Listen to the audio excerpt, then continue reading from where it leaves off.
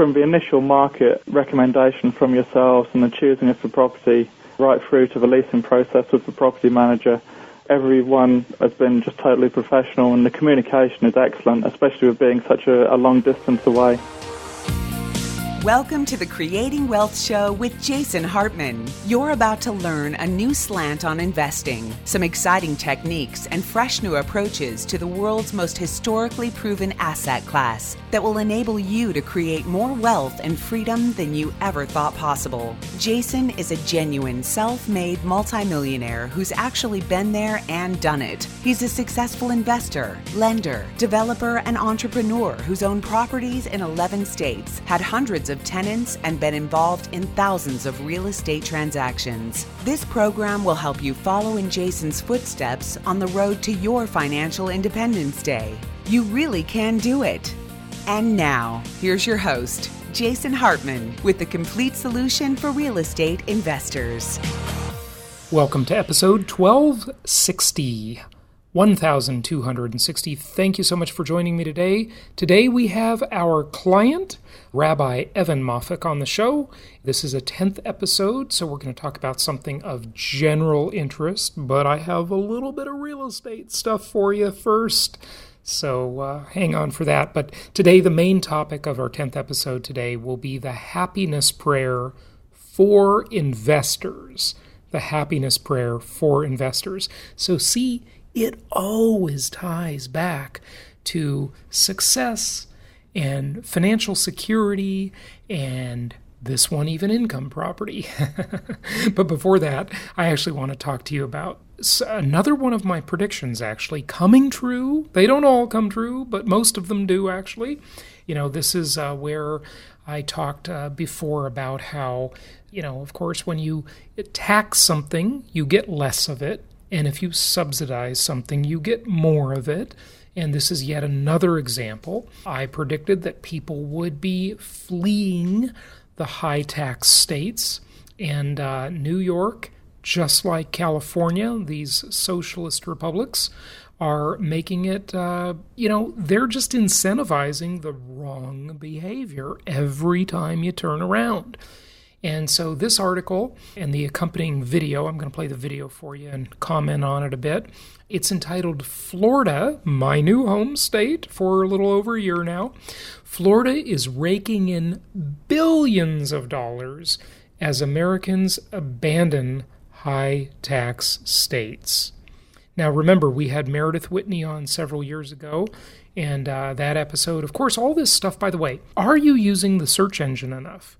No, not that famous search engine you've all heard of that is abusing your privacy and in trouble in Europe and the U.S., thankfully. Not that one. The search engine at jasonhartman.com. Are you using that? Because when I reference something like this, you should say, hey, I want to go back and listen to that Meredith Whitney interview that Jason did a couple of years ago. So I'm going to go to jasonhartman.com. I'm going to use the search bar at the top of the website, and I'm going to type in Meredith Whitney or the State of the States and listen to that very prescient interview, very telling about what's happening. But this is more of it. Without further ado, I'll just play some of this video for you, and let's see what's happening. Now, this is from the most trusted name in news, and he starts out by talking about how New York imposed this mansion tax, right, for any home over $1 million, and again, perverting the markets, screwing it all up. The news anchor says, well, a lot of homes are going to be selling for $999,999, right? Just to come in under the $1 million threshold that triggers the mansion tax. So here we go. Mansion tax went into effect on July 1, which levies a one-time fee on home purchases of $1 million or more. Going to be a lot of homes selling for $999,000. Joining us now is Samantha DiBianchi, DiBianchi Real Estate. Samantha, glad to see you. Good to see you. This has got to be pushing more New Yorkers to Florida, right? Well, of course. Of course I'm going to say that, and of course I'm very happy to see that. I don't think there's any question it would, but go ahead.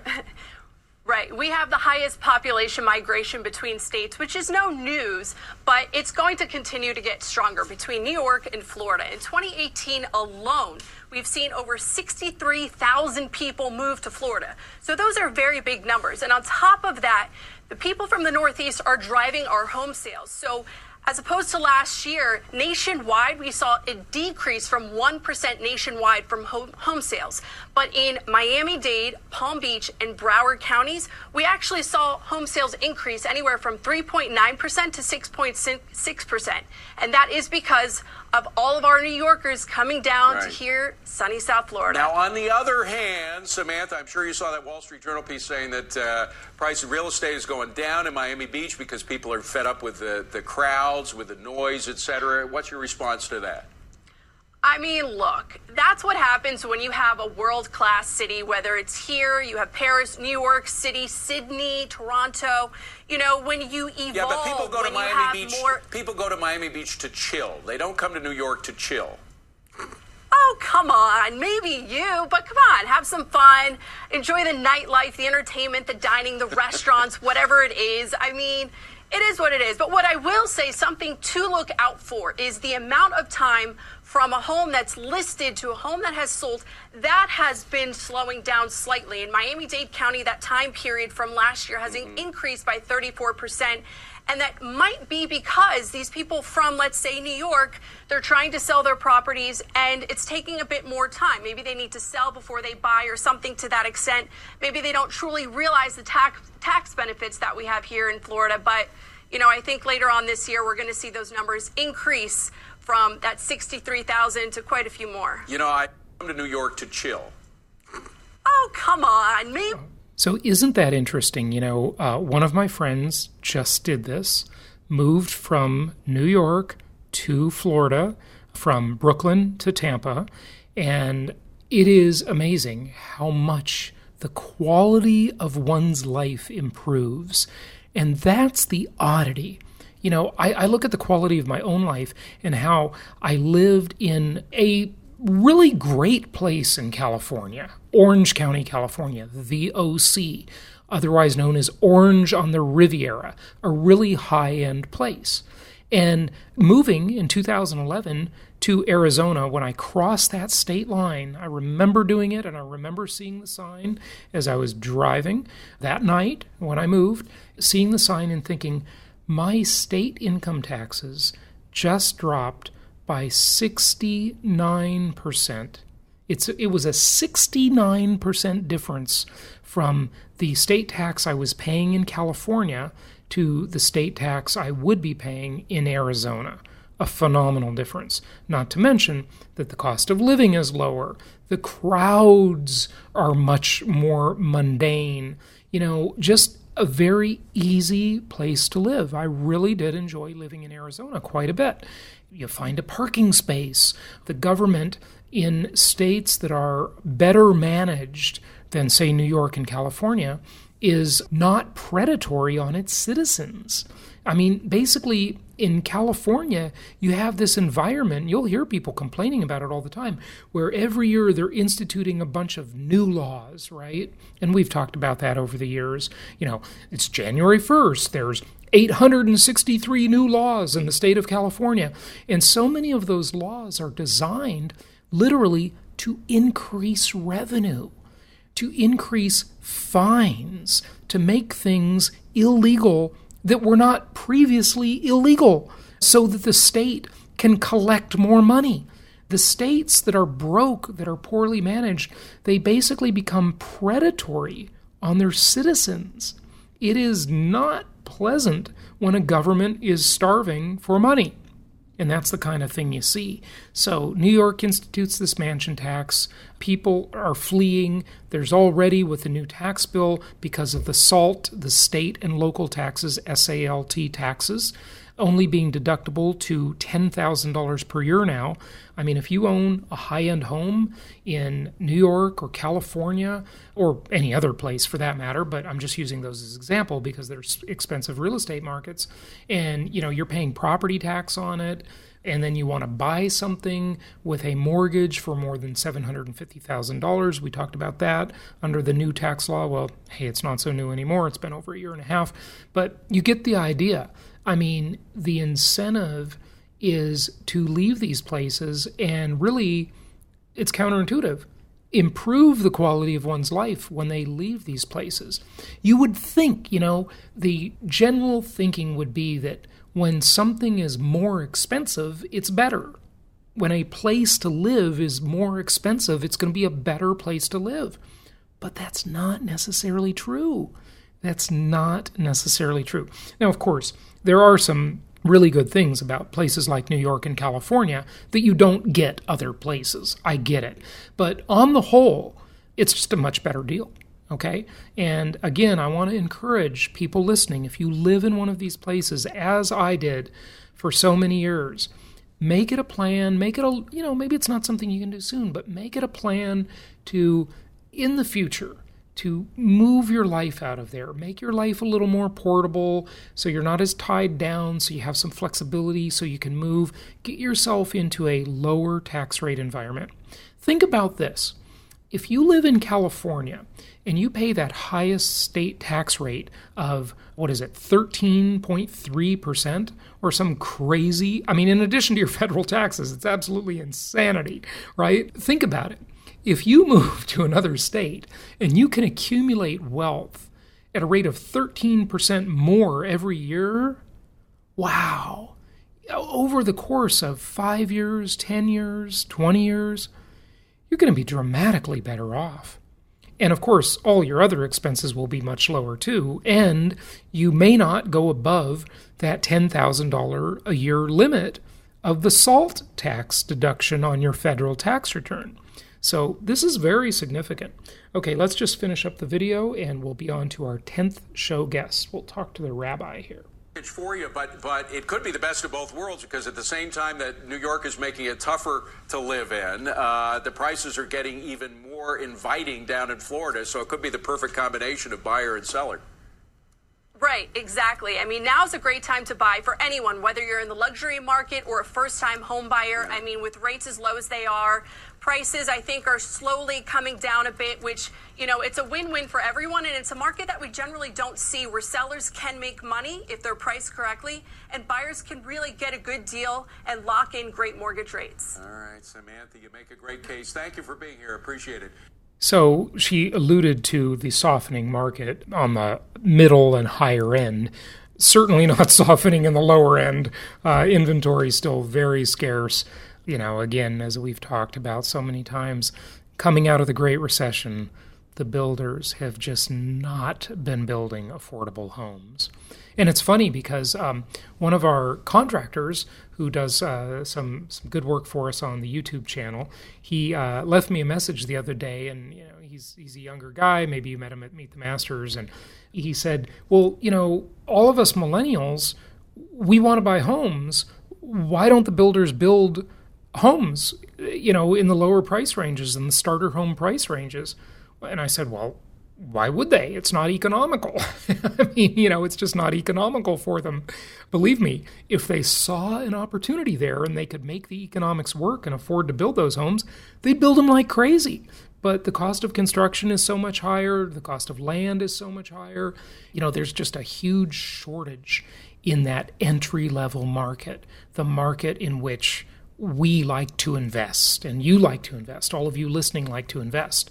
So that's going to bode very well for you in the coming years. Of course, it already has, because there's just no new construction competing with your product. When I say no, hardly any. In the big scheme of things, it's almost non-existent, statistically insignificant amount of new homes in the lower bread and butter entry-level price ranges. There are a few, but very, very small number when you look at it on an aggregate basis. Okay, without further ado, let's get to our client, the Rabbi Evan Moffic, as he talks about the happiness prayer for investors. Here we go. It's my pleasure to welcome Rabbi Evan Moffic to the show. He is the author of several books, including The Happiness Prayer, Ancient Jewish Wisdom for the best way to live today. Evan, welcome. How are you? I'm great, Jason. How are you? Good. It's good to have you. And this is a bit of an impromptu interview, I have to say. We connected a few days ago, and you told me you were coming to look at one of the properties you're buying through our network. I didn't realize you were an author, and you are our first rabbi client, I believe. So that's just awesome. And so you have a lot to say about the scriptures and what they can teach us about happiness, of course, and prosperity, actually, as well, right? Absolutely. I mean, one of the things I know a lot of your clients, they're successful professionals. They've perhaps made some money, going to make a little bit more money, but we're all looking for a kind of happiness, right? And anyone who's been around the block a few times know that money doesn't equal happiness. I mean, it's nice to have, of course. You'd rather be rich than poor, but it's not the end all and be all. Right. And by the way, I want to tell you, I'll second that motion. I just think money gives you a better chance at happiness than poverty, but it does not make you happy. In fact, in some ways, depending on how complicated your life is, money really, it's kind of a burden to like keep it because you become a target. Yeah. That's kind of how I feel. Like everyone's taking shots at me, competitors, and it's a chore. I'll be the first to admit, but it does allow you a lot of freedom and a lot of choices. Exactly. I mean, I'm sure when you were starting off as a realtor, we haven't talked about this before, but you were probably successful pretty quickly and pretty young. And I imagine that there were older realtors who've been in the business who probably were a little jealous. Oh, and I think jealousy totally, creates huge issues. I mean, that's just natural. That's human emotion. Yeah, it is. No question about it. I mean, they used to have, at my RE/MAX office where I worked, they used to have meetings about me. All the old jealous realtors who didn't work very hard, they were thinking that I must be doing something to get all this business. I must be cutting my commission. That's what they thought I was doing, right? I was a commission cutter and I was just undercutting everybody to get people to list their homes with me. And of course that wasn't true, but they had to justify it to themselves to make themselves feel better, right? Well, yeah. And we're not talking politics strictly today, but actually in a free market, people are happier. People, when you have opportunities to work hard and produce, there are all kinds of studies about this, you're actually in a much happier place. It's when things are, driven by kind of laziness and, protected unions kinds of status. And there's incentive to work hard. People are not happy. They're miserable. They get jealous of everyone else. Yeah.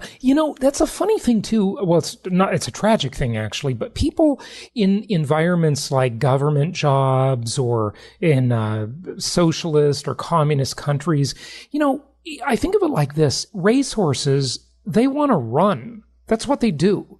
And humans, they're creators. Humans are creative, all of them. I mean, I'm not just talking about creative people as we dub them, but just all people are creative beings. And if you don't get to create, you're just not going to be as fulfilled. Right. I mean, this is a religious idea. I mean, God begins the world with creation, creating heavens and the earth. And essentially, one of the Jewish interpretations, when it says God created human beings in God's image, what does that mean? Right. And the rabbis interpreting it say it means man is a creative being, that we can create. We create children. We create art. We create a civilization. We produce. I mean, there's actually this whole interesting, notion of, in Judaism, what is human nature? Is it good or is it evil? And they say, well, it's actually both. But if we didn't have the evil inclination, if we didn't have aggressive instinct, we never produce. In fact, when we're creative, when we produce, we're actually happier because we're taking that energy that could be used for aggression and for war and turning it into something productive. That's interesting. So what is the happiness prayer then? I mean, this is a Jewish tradition. What is it? Did you just pray for happiness? God, please make me happy? I mean, what do you mean? I actually coined the phrase, the happiness prayer. It's a prayer that comes from the Talmud. So the Talmud is sort of like the second most important book in Judaism. It's kind of commentary on the Torah. Okay. And the happiness prayer is a list of actions that these Jewish sages 2,000 years ago, many of them were contemporaries of Jesus, these sages believed that these actions would lead to a happier life. Things like study, learning, kindness, acts of kindness, hospitality, welcoming people into your homes, being with people in times of need. I mean, one of the most important, as a rabbi, I probably conduct one funeral a week. And I see that people showing up for a funeral, really means something. No matter how old someone is, when somebody dies, their survivors are in pain. Yeah. And just being there is such a great deed. And so these kind of religious commandments, actions that the rabbi said ultimately lead us to a happier life. Notice it's happiness, not pleasure. Pleasure and happiness are different. I'm so glad you mentioned that, because so many people in our culture and throughout the ages, I'm sure, confuse hedonism with happiness. Like, when I become successful, when I get rich, I'll be able to have pleasure all the time. That life sucks. You become a disaster. Anybody who has too much hedonism. You've talked about buying a boat, buying a Tesla. Yeah. They seemed great at the time, but ultimately they don't bring that much happiness. Yeah, no. In fact, they bring a lot of extra hassles. I had 2 Teslas. The second one was an absolute lemon. And the boat, well, just a boat by the name of boat. B-O-A-T means bring on another 1,000. You're throwing money in the water all the time. It's terrible. Yeah, absolutely. Well, okay, so in the book, you talk about the structure, right? And I think you just alluded to some of these things, but I want to just go over all of them, right? The prayer begins with a statement of purpose, a financial metaphor. Our actions represent investment of our time. The interest on this investment is our happiness. That's so interesting. Don't comment yet, but it's like the happiness is just the interest. It's not the investment itself. It's the interest on the investment. That's really interesting. Like financial interest, it compounds. In other words, the longer we follow these lessons, the more our happiness grows. And then you talk about how to find happiness in this world and peace in the world to come. Learning these wisdom practices. Honor those who gave you life. Be kind. Keep learning. Invite others into your life. Be there when others need you. Celebrate good times. Support yourself and others during times of loss. You certainly just talked about that. Pray with intention. Forgive. Look inside and commit. Yeah. That sounds like great advice. What do you want to elaborate on there? Let's elaborate on the first point about the financial metaphor. It's really true. When you were just reading it again, I was thinking about real estate in some ways. Who likes all the whole process of qualifying for a mortgage? I mean, I can't stand it. Oh, come on. It's so much fun. Just kidding. Who wants to go through? I actually think that probably turns off a lot of people. Oh, it does. Yeah. But once you do it, then look at the benefits. You get these low interest rates for 30 years. Yeah. And it gets easier every time, Yeah. Because you just know how to do it. And I think that is true in life, in our deeds. In any job, you have to put in a lot of work, especially initially. I mean, you always have to work hard, but you put in that work, and then over time, you see the fruits of your investment, of your labor. I mean, parenting is like that too. The early years are really tough. There's been studies of happiness of parents. Their happiness declines for about 18 years. That doesn't sound, you're not convincing me to be a dad with that kind of speech, but okay. It's really tough. And then you're happier in the long run. There are actually conflicting studies about this, that some people are more miserable, but there is something about that pleasure is sort of short term, getting a massage, having a great meal. And we need that. Yeah. But happiness is looking back at your life and saying, I'm proud of what I did. I'm satisfied with how I lived. Yeah. I would like to go back to the creative metaphor. I think happiness is about what you create. I remember years ago reading a Christian book by Stu Weber. It was a men's book, and I can't remember exactly what he said, but it was so poetic and brilliant. It really influenced me, and I remember it this day. And he talks about, like, a man's purpose in life is to leave a legacy, not a monument. And then Ayn Rand, interestingly, who was a devout atheist, which I think she's kind of crazy for that, but I love her work otherwise. She has an essay called The Monument Builders in her book, The Virtue of Selfishness, which is a great essay, and talks about how all these dictators and, people throughout history, they build monuments to themselves, right? Kim Jong-un and Kim Jong-il and Stalin and Lenin and Hitler and, all the rest of them, right? They all build monuments to themselves rather than leaving this legacy of a better world, right? Obviously, those people are quite evil that I mentioned, but it's creating something that goes on. Dennis Waitley said it great. He said, Plant a shade tree under which you know you'll never sit. Yes. Well, there's a Jewish story. I've used it in sermons. And it's a story about a guy who is planting a tree. But he's an old man. He's 70 years old, according to this is a Talmudic story. So it's commentary. Why bother? You're 70. You're not going to be here to enjoy it, right? Exactly. The kid says that to him. And the old man says, well, when I came into the world, my ancestors had planted trees for me. So I'm leaving these trees for my descendants. Yeah. And it's true. And, I ask myself, you've talked about the FIRE movement, financial independence, retire early. There's some great tips in that. But the truth is, I know so many people who could have afforded to retire 10, 15 years ago, and they still work hard. Because there's something wonderful and meaningful about being creative, about adding value. Absolutely. It's not about the money. It's not about the power. I mean, so there's some status issues. Everyone likes to make some extra money for travel and things like that, but that's not the motivating force by any means. It's not the thing that's really going to motivate you long term. You might want to make some money. Certainly, we've all got egos. There's a little bit of ego gratification. There's a little bit of like, oh, I love that I'm winning the race, right? But long term, that stuff is hollow. I think that tends to influence us more when we're young, especially young males. When you're like in your early 20s, all you want to do is conquer the world, right? But when you get a little older and more mature, that changes, and hopefully we figure it out. Right. Some people don't. Yeah. Some people don't. We all know people who are in their 50s and 60s who name drop all the time. I know this person, I know that person, and you kind of feel sorry for them because they identify themselves. And I think that having a faith tradition, whether it's Judaism or Christianity, you actually see yourself in a larger context. You've talked about context versus content. This is the broader context of our lives.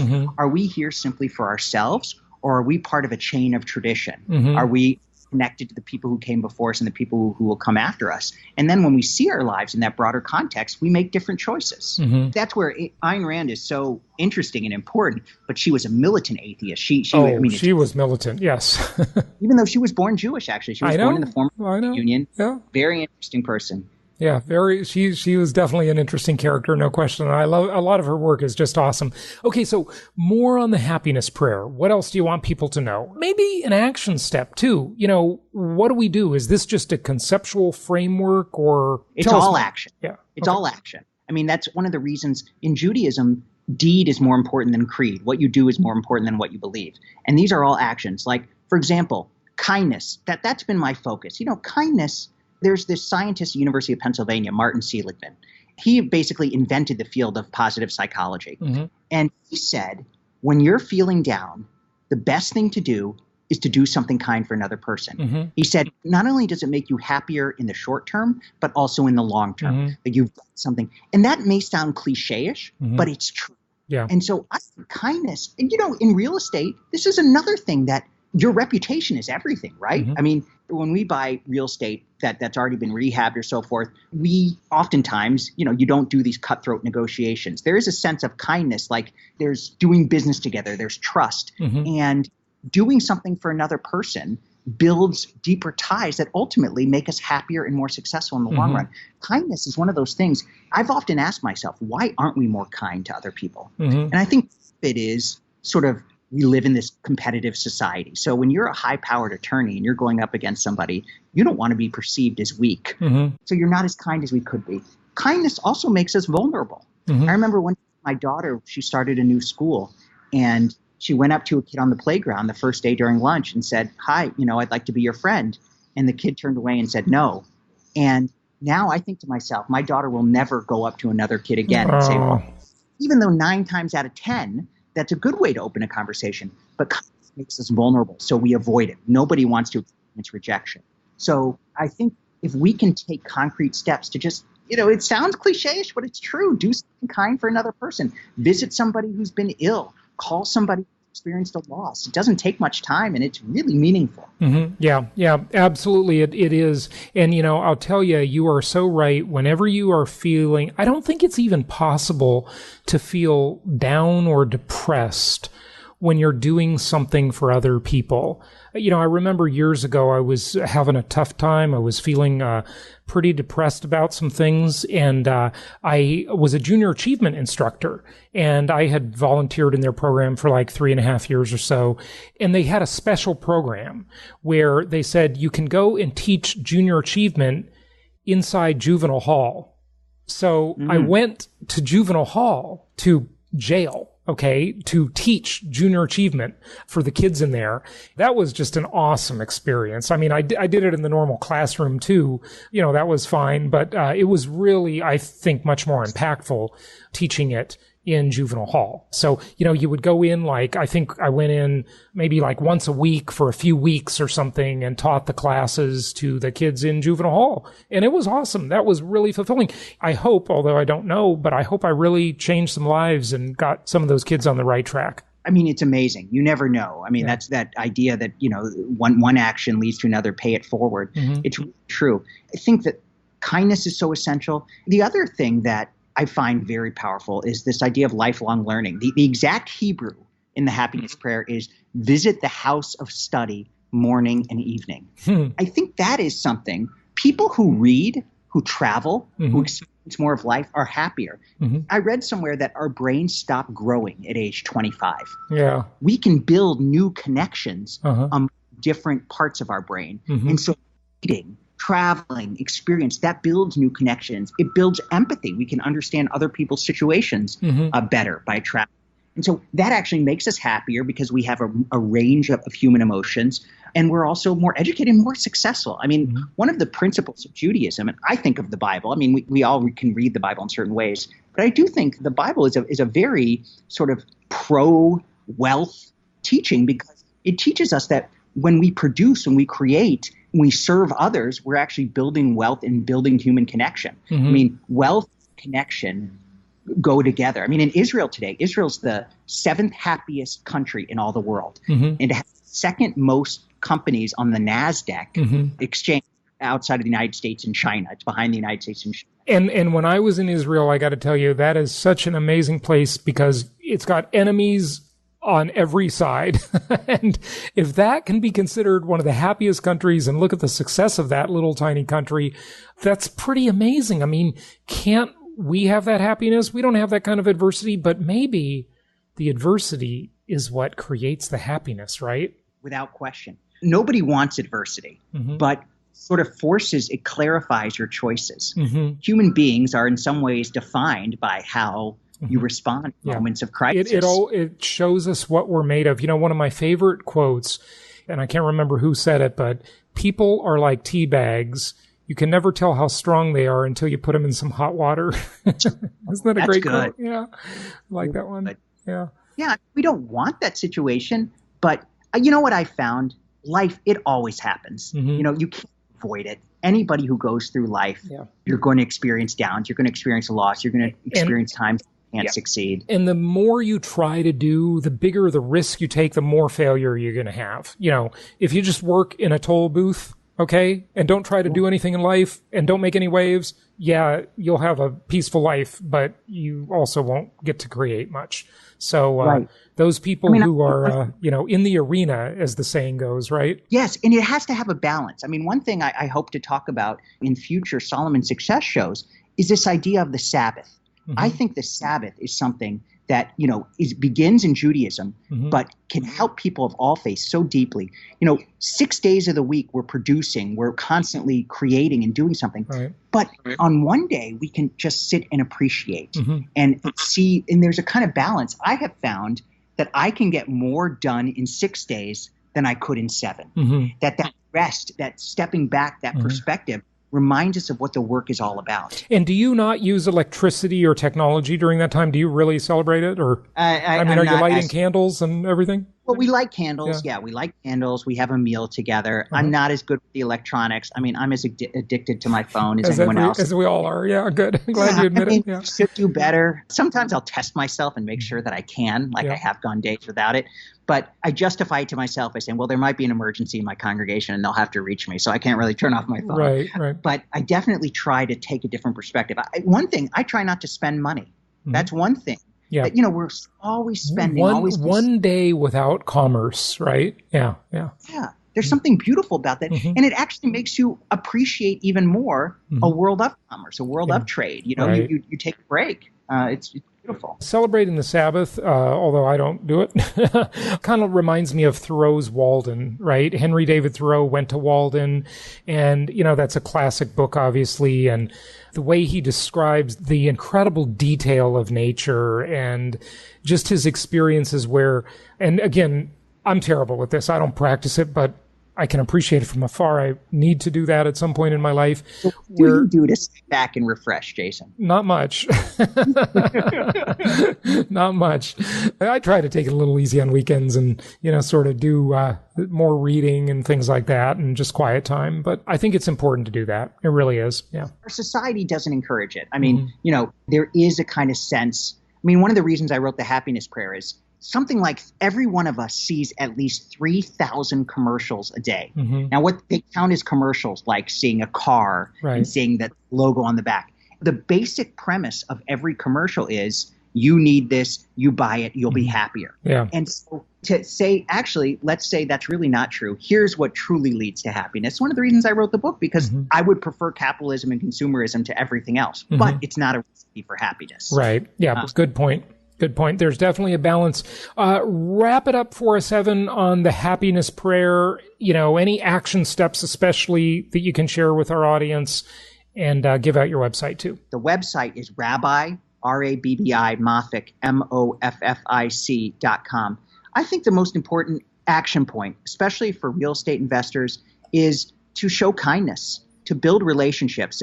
We've all heard that real estate is a relationship business, and it really is true. I mean, I've formed relationships with some of the local providers that you've referred us to, formed relationships with my investment counselor, and that makes a big difference. And lifelong learning. I mean, you've got 5 days a week of this podcast. So take advantage of that and learn. I mean, even if you're not investing with the network, you're learning so much just by listening. So that makes us happier. Good stuff. Good stuff. Rabbi Evan Moffic, thank you so much for joining us. The book is The Happiness Prayer. You got some other great books out there, and they're available in all the usual places. And thanks again. Thanks, Jason. Thank you so much for listening. Please be sure to subscribe so that you don't miss any episodes. Be sure to check out the show's specific website and our general website, hartmanmedia.com, for appropriate disclaimers and terms of service. Remember that guest opinions are their own, and if you require specific legal or tax advice or advice in any other specialized area, please consult an appropriate professional. And we also very much appreciate you reviewing the show. Please go to iTunes or Stitcher Radio or whatever platform you're using and write a review for the show. We would very much appreciate that. And be sure to make it official and subscribe so you do not miss any episodes. We look forward to seeing you on the next episode.